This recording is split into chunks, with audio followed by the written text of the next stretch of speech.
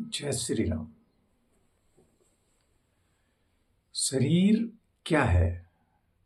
शरीर ही कौन है? कौन जानता है इस शरीर को?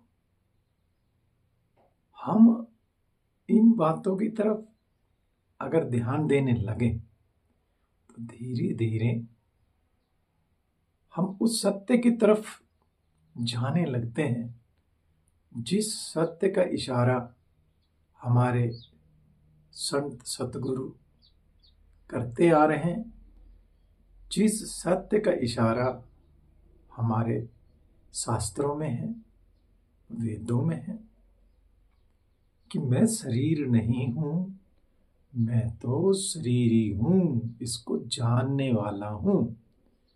तो भैया, आप कभी अपने इस बात पर यदि जोर देंगे कि कैसे मैं इस शरीर को जानने वाला हूं, तो आप को इतनी राहें मिलेंगी खुद पे खुद।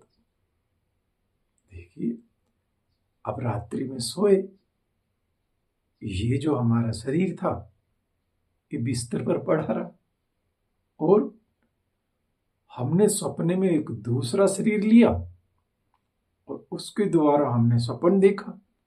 हम कहीं गए, कहीं घोड़े पे बैठ करके दौड़ रहे हैं या कहीं हम कुछ और किसी बड़े शहर में घूम रहे हैं। अपने उस शरीर के साथ तो नहीं घूम रहे, वो शरीर तो हमारा वहीं सोया पड़ा है। तो हम अगर इन चीजों की तरफ थोड़ा सा भी सोचना शुरू कर दें तो हमारे जीवन में आमूलचूल परिवर्तन होना शुरू हो जाता है। और जो भी संत सत्पुरुष ने बात कही है वो है तो 100% सत्य, लेकिन उसको जानने की चेष्टा करना है। देखो, जीवन गुजार दिया हमने मानते मानते है। अरे, इन सब चीजों को यदि हम जानने की तरफ चल पड़े है तो आप इन महात्माओं की दुकान भी बंद करवा सकते हो। जो लोग आपको किसी भी रूप में थोड़ा बहुत बहकाने की कोशिश करते हैं, जो डरावा दिखा के या कैसे भी आपके धन को हरने की कोशिश करते हैं ना, हरे ही शिष्य धन शोक न हरे। तो ऐसे जो महात्मा पनप जाते हैं वो इसीलिए तो कि आप इन बातों की तरफ सोचते ही नहीं हो। यदि आप सोचना शुरू कर दें कि ये जो बात इन्होंने कही है ये गलत है या सत्य है, तो आप धीरे धीरे विवेक को जागृत कर लेंगे। और भैया, जब विवेक जागृत होगा तो जिनकी बात सत्य होगी उनको आपको स्वीकार करना पड़ेगा है?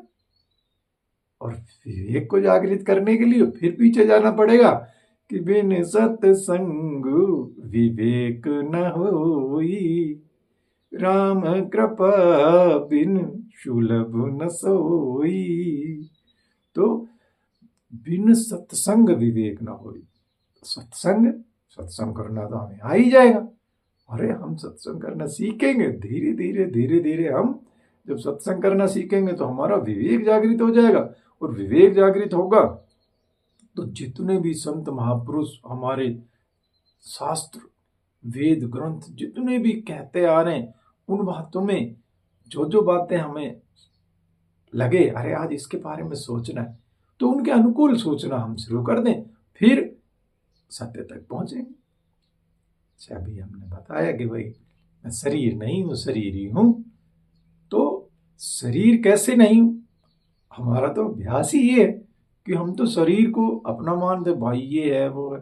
तो इन सब बातों में जिनको बिल्कुल भी नहीं पता है वो भी देखिए हर दिन बोलते रहते हैं कि मेरे हाथ में दर्द है, मेरी टांग दुख रही है, मेरी आंख आ गई है, मेरे कान में दर्द है। यदि आप शरीर होते तो जो मैं होता है उसके लिए मेरा नहीं बोला जाता। तो आप इस चीज को देखेंगे कि ये जो कोई बोल रहा है ना, ये कोई जो जान रहा है ना, ये इससे अलग ना होता तो ऐसा नहीं कहता। तो धीरे धीरे इन सब चीजों को हम जानना सीखेंगे कि भैया मैं और मेरा शरीर, हम दोनों अलग कैसे हैं। तो जब आप अपने लेवल पर दबाव डालना शुरू करेंगे तब जाकर के आपको ये बातें समझ आनी शुरू होगी कि हाँ, रात्रि में शरीर तो यही था, हम स्वप्न देख रहे थे, है? उसको किसने जाना स्वप्न को? मैंने जाना। तो जो जानने वाला है, अरे मैं तो वो हूं जिसने ये जाना है। बस फिर मजे आ जाएंगे जीवन में। जब आप इन सब चीजों की तरफ ध्यान देंगे ही नहीं तो ये जीवन भी देखो, जब भी ये कहते हैं 84 का फेरा कटेगा, तो कैसे कटेगा? जब भी आपको मानव तन मिलेगा, क्योंकि मनुष्य जन्म में ही इस 84 लाख योनियों की जो चाबी है कि भैया इन सबको पार करके और हम मोक्ष को प्राप्त हो जाएं, वो चाबी किसके पास है? इस मनुष्य तन के पास है। तो आज आपको मनुष्य तन मिला है तो काहे देरी कर रहे हो? ये जो आपको बीवी बच्चे माता पिता भाई बहन जो मिले हैं, वो तो उस रेल के सफर की तरह मुसाफिर हैं सारे।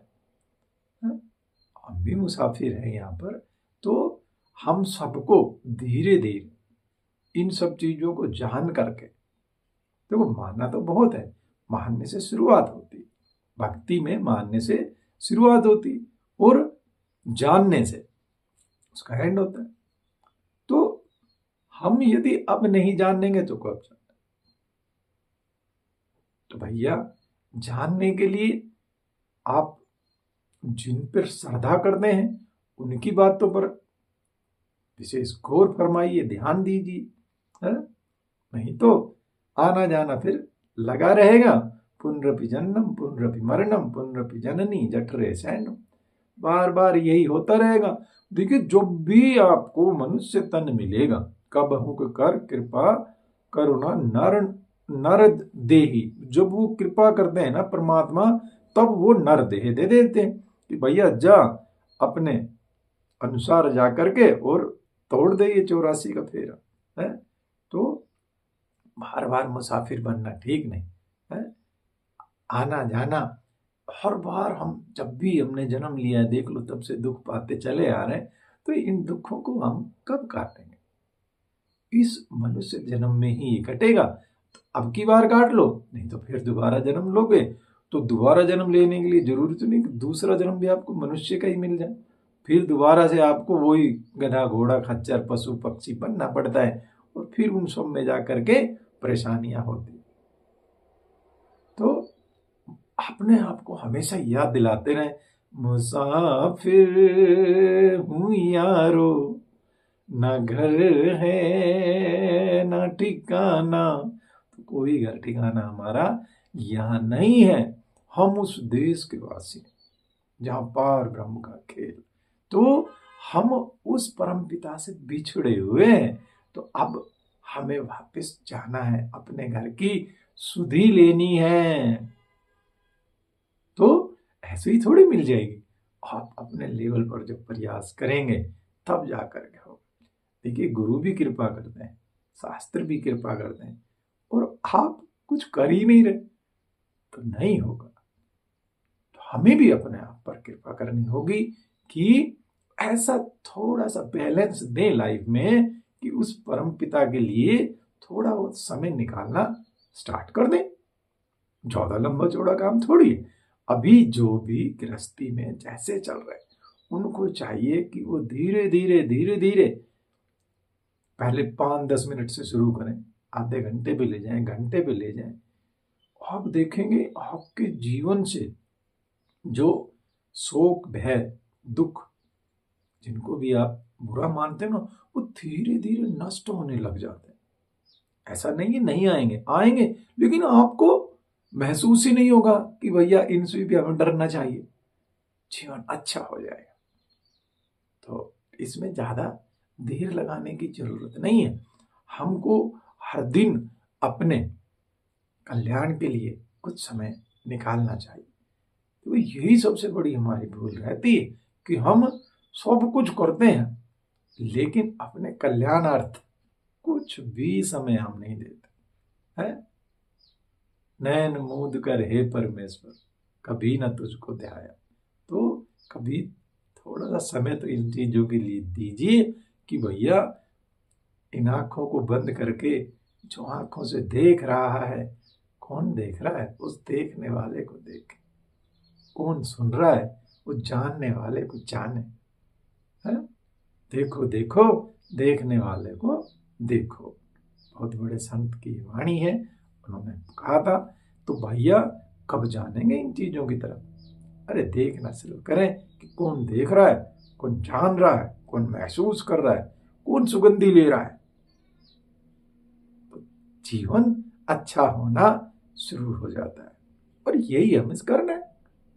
जब ये कला हम सीख लेंगे, फिर हम संसारी कार्य भी करते रहेंगे, आनंद आएगा। करते रहे इन सब चीज। जय श्री राम। राधे।